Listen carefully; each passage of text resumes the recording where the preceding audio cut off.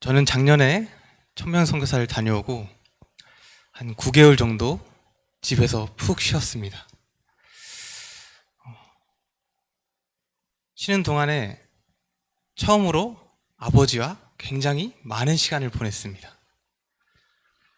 그런데 이 아버지께서 손님이나 아시는 분들이 왔을 때 꼭 이 말씀을 하시는 겁니다. 우리 의민이가 아직 여자친구가 없는데 선자리 좀 알아봐라, 이렇게 말하는 것입니다. 그래서 저는 처음에는 어떻게 얼굴도 모르고 사랑하지도 않는데 결혼할 생각으로 만나게 하라, 막 그렇게 하시냐, 아버지에게 따졌습니다. 근데 요즘도 그러세요? 요즘도 그러시는데, 요즘은 체념을 하고, 아버지가 이렇게 나를 사랑하시는구나 라고 생각하고 조용히 있습니다. 예수님께서 십자가에 못 박히시기 전에 사랑하는 제자들과 함께 모여서 최후의 만찬을 가지셨습니다. 주님께서 저녁 식사를 하시는 도중에 정말 위대한 일을 두 가지 하셨는데, 하나는 우리가 잘 알고 있는 제자들의 발을 씻기신 것입니다. 그리고 또 하나는 예수님께서 떡을 떼시고 포도주를 나눠주시면서 성만찬을 하신 것입니다. 예수님께서 제자들의 발을 씻기신 것은 성만찬과 같은 의미를 지니고 있습니다. 우리가 자신을 스스로 겸손하게 낮추고 누군가를 위해 발을 씻어주는 것이 예수님께서 자신의 살을 주시고 피를 주신 십자가 사건과 같은 의미를 지니고 있습니다. 예수님께서 이제 자신의 영광을 얻으실 때가 되었음을 말씀하셨습니다. 그리고 세상에 남겨질 제자들에게 서로 사랑하라 라고 새 계명을 주십니다. 이에 베드로가 예수님께서 이제 어디론가 멀리 떠나실 것처럼 말씀하시니까 주여 어디로 가시나이까? 라고 묻습니다. 그러면서 예수님을 위해서라면 자신의 목숨을 기꺼이 바치겠다고 말합니다. 그러자 예수님은 내가 닭이 울기 전에 3번 나를 부인할 것이다 라고 말씀하십니다. 오늘 이 본문 말씀을 통해서 예수님은 어떠한 분이신지, 우리에게 오늘 주시는 교훈이 무엇인지 서로 사랑하라 라는 제목으로 말씀을 나누고자 합니다. 요한복음 13장 31절 32절을 제가 읽도록 하겠습니다. 그가 나간 후에 예수께서 이르시되 지금 인자가 영광을 받았고 하나님도 인자로 말미암아 영광을 받으셨도다. 만일 하나님이 그로 말미암아 영광을 받으셨으면 하나님도 자기로 말미암아 그에게 영광을 주시리니 곧 주시리라. 가룟 유다가 나가자 예수님께서 제자들에게 말씀하십니다. 이제 인자가 영광을 받을 때가 왔다. 그리고 이로 인하여 하나님도 영광을 받으실 것이다. 여기서 영광이라는 단어를 썼습니다. 여기서 영광은 무엇을 뜻할까요? 자기 몸을 들여 십자가에 달려 죽으신 사건을 말하고 있습니다. 예수님은 십자가의 죽으심으로 말미암아 이것이 자기에도 영광일 뿐만 아니라 하나님에게도 영광이 된다고 말하고 있습니다. 이 사건이 일반 사람들에게는 십자가가 어떠한 순간입니까? 십자가 사건을 잘 모르는 사람에게는 실패의 사건입니다. 사단이 승리하여 예수님을 십자가에 달려 돌아가시게 한 사건으로 보일 것입니다. 그러나 예수님은 이 십자가 사건이 하나님의 뜻을 이루게 된 것이기 때문에 영광이라고 말씀하고 계십니다. 사랑하는 성도 여러분, 예수님의 삶의 목적과 관심이 무엇인지 오늘 이 말씀을 보면 잘 알 수 있습니다. 예수님의 삶의 관심은 무엇이었습니까? 그것은 바로 어떻게 하면 하나님께 영광을 돌릴 것인가. 여기에 관심이 있었습니다. 온통 하나님께 영광. 그리고 하나님께 영광을 돌리는 삶을 살 때 하나님께서도 자기 자신에게 영광을 주실 것이라고 믿었습니다. 자기 스스로 영광을 받으려고 노력하지 않아도 하나님의 영광만을 생각했더니 하나님께서 나에게 영광을 주시더라는 것입니다. 성도 여러분, 어떻게 하면 하나님께 영광이 될 수 있을까요? 우리가 뭔가 하나님께 많은 것을 드리고 많은 것을 이루어 드리면 영광이 될까요?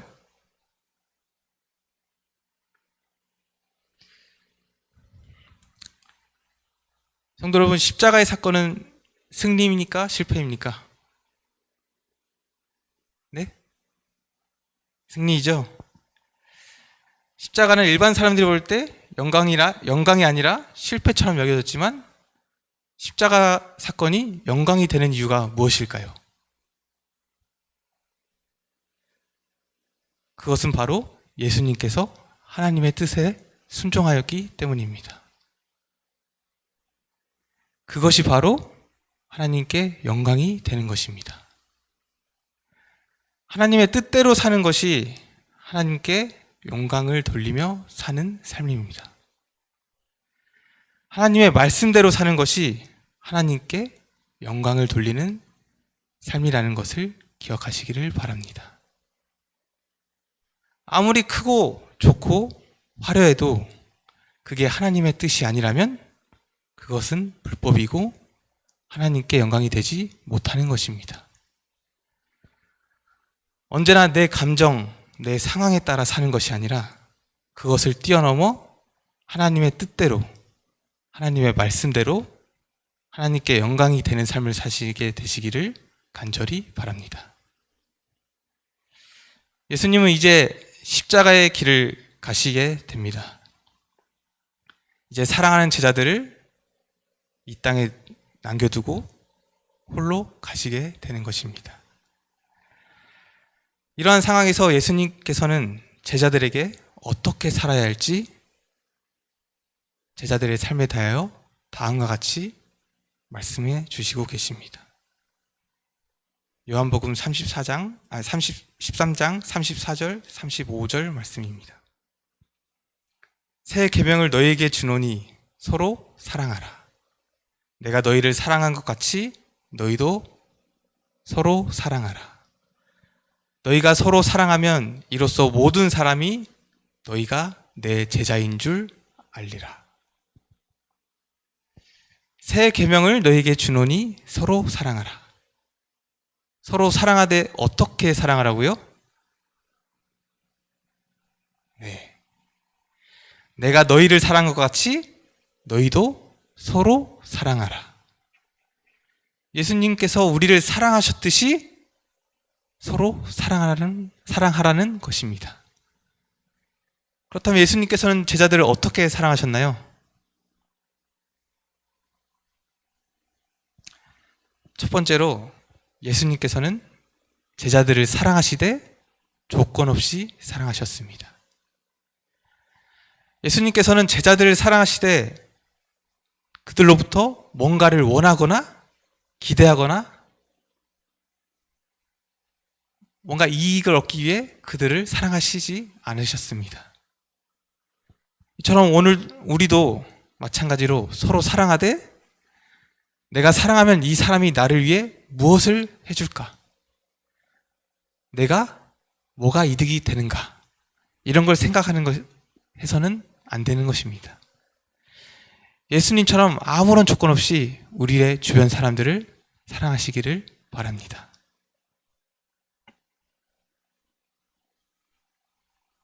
둘째로 예수님께서는 제자들을 사랑하시되 매우 신뢰함으로 사랑하셨습니다. 예수님의 제자들이 어떠했습니까?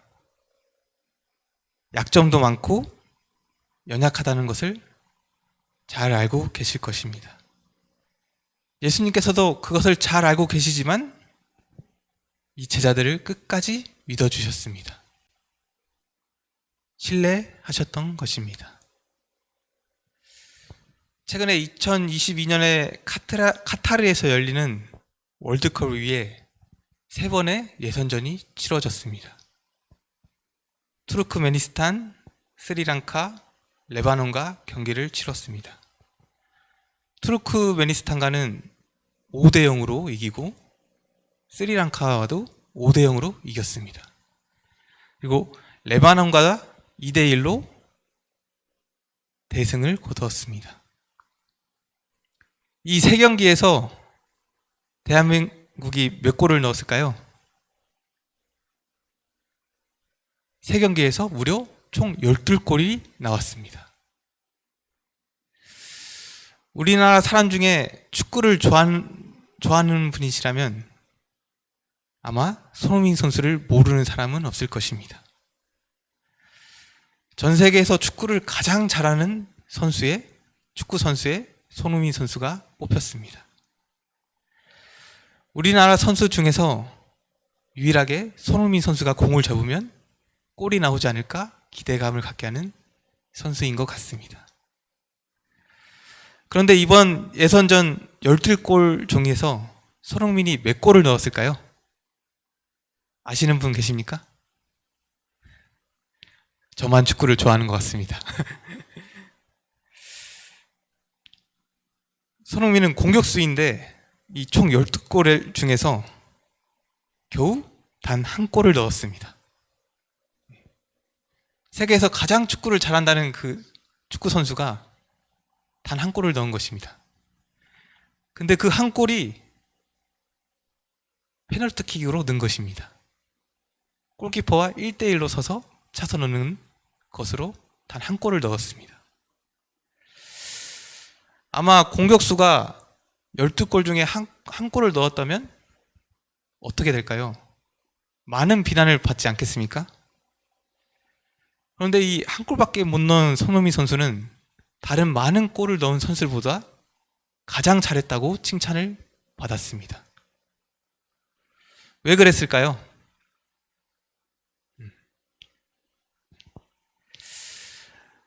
우리나라 사람들은 손흥민을 너무나 사랑하죠. 그리고 손흥민 선수의 능력을 믿습니다. 그리고 잘 할 때까지 기다려주고 격려해주고 사랑해주는 것입니다. 이것을 잘 아는 손흥민 선수도 그 어떠한 경기들보다도 국가대표란 이름을 달고 뛰는 경기에는 정말 열심히 최선을 다해서 경기에 임합니다. 오늘 우리도 서로 사랑하되 신뢰하고 믿음으로 사랑해야 합니다. 당장 보기에 하나님을 일을 하는 내 주변의 동역자들이 지금은 약하고 연약하고 부족해 보일지라도 그러한 동역자들일지라도 믿어주고 신뢰해 주시기를 바랍니다. 그렇게 할 때 하나님께서는 우리에게 더욱더 큰 은혜와 축복을 주실 것을 저는 믿습니다. 셋째로 예수님을 사랑하시되 체휼함으로 사랑하셨습니다. 체휼한다는 것이 무엇인가요? 마음을 같이 한다는 것입니다. 예수님께서는 제자들을 사랑하시되 늘 그들과 감정을 함께 하였습니다. 이해해 주었습니다. 예수님은 제자들이 슬퍼하면 같이 슬퍼하고 기뻐하면 그들과 함께 기뻐하셨습니다. 요즘 학생들을 보면 공감 능력이 많이 떨어지는 것을 볼 수 있습니다. 누군가 힘들어하고 있으면 고작 그런 거 가지고 힘들어하나? 나 때는 더 힘들었어. 이렇게 말합니다. 또 누군가 여러 가지 이유로 슬퍼하고 있다면 위로해 주기보다는 앞으로 더 큰 일이 생기면 어쩌라고 그러고 있냐라고 비아냥거리는 것을 많이 볼 수 있습니다. 오늘 우리는 서로 사랑하시되 예수님처럼 상대방의 마음과 감정을 같이 하면서 이해해주고 공감해주면서 사랑하시기를 바랍니다. 넷째로 예수님은 제자를 사랑하시되 인내심을 가지고 사랑하셨습니다. 제자들이 얼마나 무지하고 믿음이 약했습니까?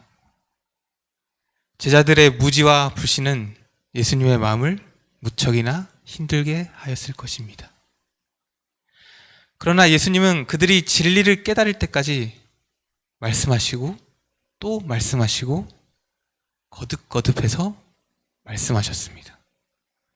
끝까지 기다려주고 오래 참아주셨습니다. 쉽게 포기하고 쉽게 단정해버리는 것이 아니라 끝까지 기다리며 오래 참은 것입니다. 오늘 우리도 예수님처럼 서로 사랑하되 인내심을 가지시고 사랑하시기를 바랍니다. 요한복음 13장 36절, 37절, 38절 말씀입니다. 시몬 베드로가 이르되 주여 어디로 가시나이까? 예수께서 대답하시되 내가 가는 곳에 내가 지금은 따라올 수 없으나 후에는 따라오리라.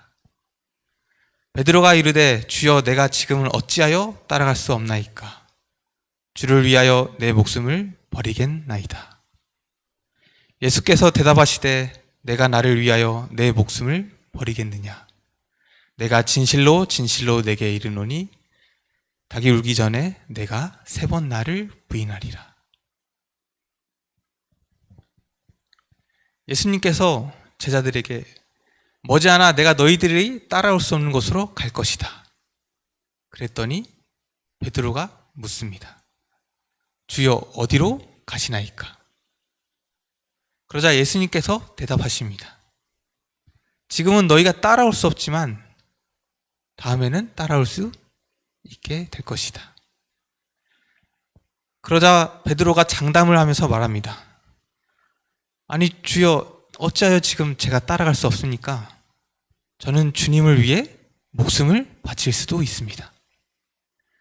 목숨을 바쳐 순종하고 따르겠습니다. 라고 말하고 있습니다. 그 말을 들은 예수님께서 어떻게 말씀하셨어요? 내가 진실로 말하노니 닭이 울기 전에 3번 나를 부인할 것이다.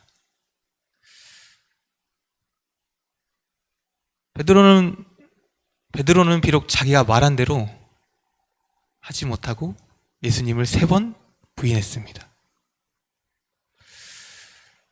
그렇지만 저는 이 베드로를 보고 말이라도 목숨 바쳐서 주님을 따르고 섬기겠다고 하는 베드로의 열정이 참 부러웠습니다. 성도 여러분, 베드로처럼 결단이 있어야 변화가 있습니다. 자신이 결단하지 않았는데 어떻게 변할 수 있겠습니까? 베드로가 예수님, 제가 목숨을 바쳐 주님을 따라가겠습니다. 라고 했을 때 예수님이 어휴, 넌 조금 나중에 나를 3번이나 부인할 놈이야. 그런 마음으로 베드로의 말을 들었을까요? 제가 볼 땐 비록 연약하여 베드로가 3번이나 부인할 것을 예수님은 이미 알고 계셨지만 주님, 제가 목숨 걸고 따를게요 라고 했을 때 그래도 말이라도 위로를 받았을 것 같습니다. 베드로처럼 목숨 바쳐 사랑하고 싶어도 바로 그날 밤에 예수님을 부인하는 게 사람인 것입니다. 그래서 하나님께서는 우리에게 사랑하라고 명령하고 계십니다. 성령을 주셨습니다. 그리고 하나님의 사랑을 체험하게 하셨습니다. 우리가 하나님의 사랑을 체험하고 하나님의 도움을 받아서 모든 가치 중에 최고인 사랑이 성령의 도움을 받아 가슴에 날마다 쏟아오르는 경험을 하시기를 바랍니다. 그러기 위해서는 우리는 날마다 기도로 사랑을 구해야 합니다. 간절히 기도할 때 기도를 통해서 성령께서 여러분의 가슴에 역사하실 것입니다. 구하지 않고 바라지 않고 기대하지 않는다면 우리의 사랑은 식게 되고 모자랄 것입니다. 결국 우리는 사랑의 결핍 때문에 몸부림치고 엉뚱하고 잘못된 사랑의 대상을 찾아 사랑하는 불행을 겪게 될 것입니다. 하나님께서는 우리에게 영원히 사랑할 대상인 자신을 주셨습니다. 우리가 사랑할 수 있는 수많은 사람들을 우리의 주위에 주셨습니다. 그리고 우리 가슴에 성령을 주셔서 내가 사랑의 도움을 청할 때마다 성령님께서 사랑의 능력을 주실 것입니다. 사도행적 537페이지에 보면 그리스도를 부인한 후 그의 지위를 회복한 이래 베드로는 확고부동하게 위험을 무릅쓰고 나아갔으며 십자가에 못 박히시고 부활하시고 승천하신 구주를 전파하는 일에 고상한 용기를 나타내었다. 베드로는 그 죄를 성실히 회개하였으며 그에게 양떼를 먹이라고 주신 고상한 사명에서 나타난 바와 같이 그는 그리스도에게서 용서함을 받았었다. 그러나 그는 자기 자신을 결코 용서할 수 없었다. 최후의 무서운 장면을 고통에 대한 생각조차도 슬픔과 회개의 괴로움을 감소시킬 수 없었다. 베드로는 마지막 부탁으로서 그를 십자가에 거꾸로 못 박아 줄 것을 사형 집행자들에게 간청하였다. 그 요구는 수락되었다. 위대한 사도 베드로는 이러한 방법으로 죽었다. 사도행적에 나온 것처럼 베드로는 로마에서 주님을 위해 자신의 생명을 버렸습니다. 비록 지금은 연약하여 넘어지고 실패했지만 결국 그의 고백대로 주님을 위해 자기 자신의 목숨을 바친 것입니다. 사랑하는 여러분, 오늘 내게 이런 베드로와 같은 열정과 고백이 또 결단이 있는지 생각해 보시기를 바랍니다. 그리고 내 속에 다시금 주를 향한 사랑과 열정이 회복될 수 있도록 기도를 하시길 바라면서 오늘 말씀을 마치도록 하겠습니다. 기도하시겠습니다.